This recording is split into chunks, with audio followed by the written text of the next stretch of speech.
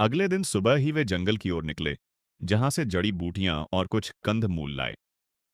गांव की महिलाओं ने बताया कि ये सब शहरों में अच्छे दामों पर बिकती हैं। दोनों ने उसी दिन से ठेला लेकर आस-पास के गांवों में बेचना शुरू कर दिया। शुरुआत में थोड़ी बहुत बिक्री हुई, लेकिन मेहनत रंग लाने लगी। लोगों ने उनकी ईमानदारी और मेहनत देखी और धीरे-धीरे खरीदारी बढ़ने लगी। गांव के कुछ लोग भी उनसे जुड़ गए और यही से उनकी जिंदगी का नया मोड़ शुरू हुआ। राजू और सोनू अब रोज ठेला लेकर निकलते थे।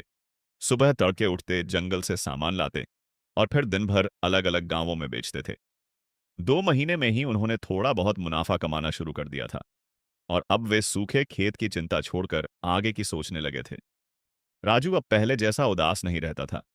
वह भी मुस्कुराने लगा था उसे। अब समझ आने लगा था कि सिर्फ खेत ही सब कुछ नहीं होता। मेहनत जहां भी हो, वह फल देती है। सोनू की बात उसे अब सच लगने लगी थी। एक दिन सोनू ने कहा, अब हमें कुछ पैसे बचाकर फिर से खेत में निवेश करना चाहिए। हमें फिर से बीज लाने हैं और अगर इस बार बारिश आई, तो हम फिर से फसल उगा सकते हैं। राजू ने हामी भरी और दोनों ने मिलकर खेत में फिर से जान फूंकने की तैयारी शुरू की।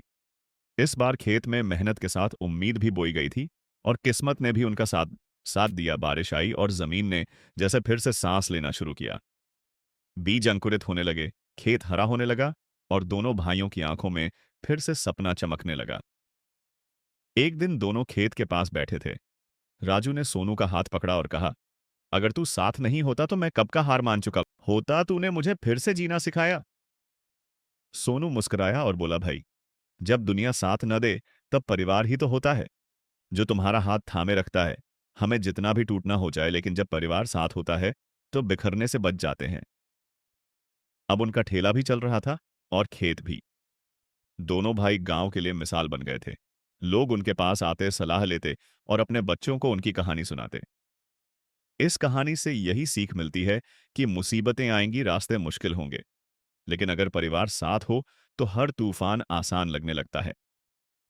यही परिवार की असली ताकत होती है।